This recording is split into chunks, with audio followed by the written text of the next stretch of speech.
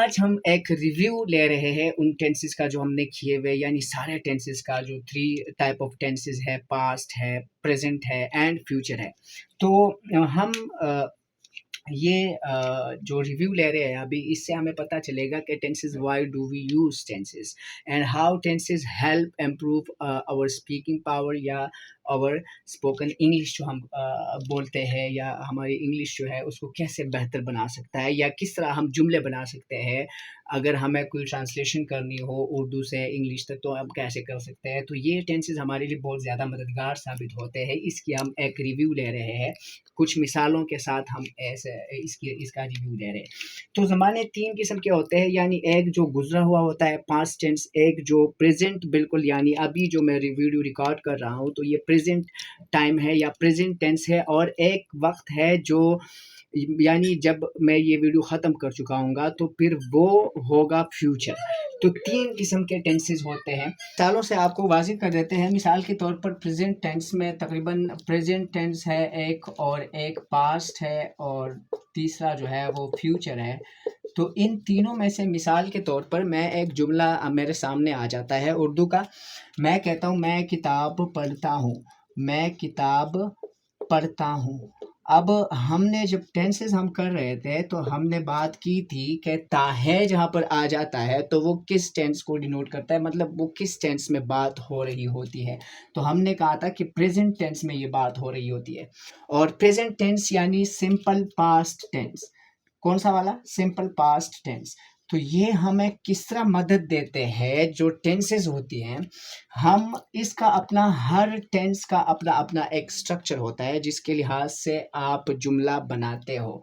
मिसाल के तौर पर इस टेंस में हम क्या करते हैं, सबसे पहले सब्जेक्ट लगाते हैं, फिर हम लगाते हैं जो भी वर्ब होता है, जो भी काम होता है। इसके साथ हम हेल्पिंग वर्ब भी लगाते हैं, लेकिन बाज़ दफ़ा वो यूज़ होता है, बाज़ दफ़ा यूज़ नहीं होता। और सिंपल पास्ट टेंस जो है उसमें नेगेटिव और इंटरोगेटिव में हेल्पिंग वर्ब यूज़ होता है, लेकिन पॉजिटिव जो जुमले होते हैं उनमें नहीं यूज़ होता हेल्पिंग वर्ब। प्लस हम वर्ब लगाते हैं और फिर ऑब्जेक्ट होता है। इसका बिल्कुल सिंपल सा स्ट्रक्चर है ये। अब इसी स्ट्रक्चर के लिहाज से इस जुमले को बनाएं। आप आई के लिए यूज़ करें सब्जेक्ट मैं, पढ़ना। अब हेल्पिंग वर्ब यहाँ पर यूज़ नहीं होता क्योंकि this is a positive sentence. Positive sentence में हेल्पिंग वर्ब यूज़ नहीं होता। तो हम डायरेक्ट वर्ब पे जाते हैं कि वर्ब यूज़ करें। तो वर्ब पढ़ने के लिए क्या वर्ब इस्तेमाल होता है? रीड इस्तेमाल होता है, और हम फर्स्ट फॉर्म ऑफ वर्ब इस्तेमाल करते हैं सिंपल पास्ट टेंस में। तो आई रीड, और मतलब क्या रीड कर रहा हूँ मैं? तो रीडिंग बुक। तो आई रीड अ बुक भी आप कह सकते हो, एंड द बुक भी कह सकते हो अगर आप कोई ख़ास बुक कर रहे हो, पढ़ रहे हो।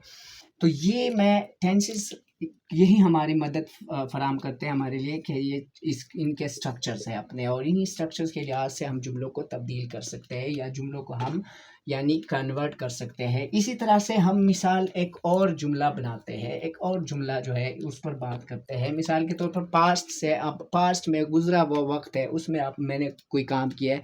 मैंने किताब पढ़ी, मैंने किताब पढ़ी। अब वही किताब वाली बात है, मैंने इस जुमले को पास्ट में मैं ले गया। किताब पढ़ी यानी मैं पढ़ चुका हूँ, इस किताब को मैंने पढ़ी है। तो अब इस जुमले को हम किस तरह करते हैं? अब हमारे पास यहाँ पर यूज़ होगा पास्ट, जो सिंपल टेंस है वो यूज़ होगा। उसमें भी हम जो हेल्पिंग वर्ब है वो पॉजिटिव में यूज़ नहीं करते, और इंटरोगेटिव एंड नेगेटिव में यूज़ करते हैं, और इसका जो हेल्पिंग वर्ब है वो डिड है। तो हम यूज़ करते हैं सब्जेक्ट प्लस वर्ब और प्लस जो भी प्रीपोजिशन या कुछ लगाना है, और फिर ऑब्जेक्ट। सिंपल स्ट्रक्चर है ये पास्ट सिंपल टेंस का भी। तो हम क्या करते हैं, मिसाल के तौर पर सब्जेक्ट में, या आप सब्जेक्ट कोई और भी इस्तेमाल कर सकते हैं, उस कर सकते हैं। उसने किताब पढ़ी, तो उस ये ही भी हो सकता है, शी भी हो सकता है। हम ले लेते हैं ही, तो ही। और अब जो वर्ब है इसका हमने सेकंड फॉर्म लगाना है। अब रीड का जो है सेकंड फॉर्म है, यानी फर्स्ट भी रीड है और सेकंड भी रीड है और थर्ड भी रीड है। इसको हम इस तरह बोलते हैं रीड, रेड, रेड। तो ही रेड अ बुक या द बुक। अब आपने किताब पढ़ी तो आप किस खास बुक की तरफ इशारा कर रहे हो, तो ये आप लिख सकते हो the book. He read the book, उसने किताब पढ़ी। तो ये इस तरीके से हमारा टेंसेस जो है हमें मदद देते हैं कि हम किसी जुमले को इंग्लिश में कन्वर्ट करें, ये इसकी खूबी है। और ये इसी तरह अब मैं इसकी जो अहमियत है ना वो वाज़िह करना चाह रहा। यही थी आज की वीडियो मेरी। मैं उम्मीद करता हूँ आप लोगों को ये समझ आ गई होंगी। और अगर आप लोग ने सब्सक्राइब नहीं हो इस चैनल पे तो काइंडली सब्सक्राइब भी कीजिएगा, लाइक भी कीजिएगा और दूसरों के साथ भी शेयर कीजिएगा। Thank you very much for listening and watching this video. अस्सलाम वालेकुम वरहमतुल्लाहि वबरकातुहू।